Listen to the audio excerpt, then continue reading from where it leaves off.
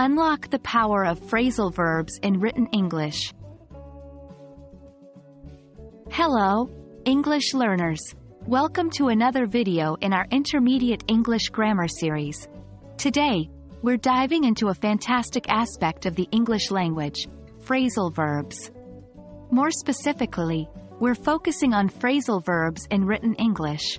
Using these effectively can help make your writing more natural and engaging, so let's get started.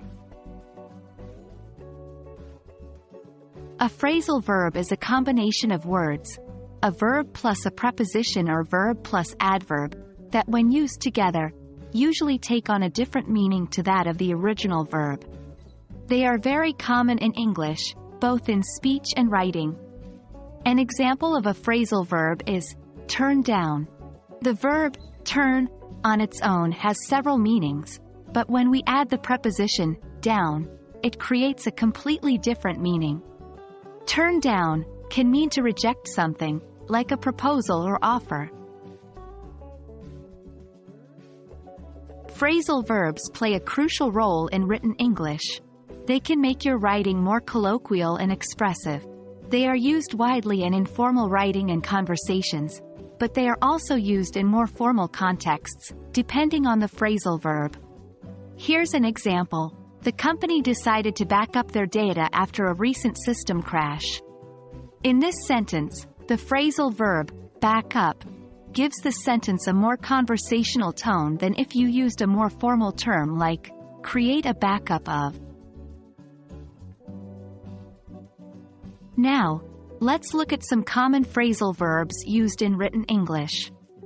1. Look up, to find information about something. 2. Go on, to continue. 3. Break down, to stop functioning. 4.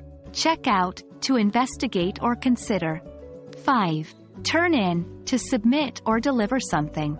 It's a good idea to practice using these in your writing to make your English more natural and fluent. Here are some tips to help you use phrasal verbs effectively in your writing. 1. Understand the context.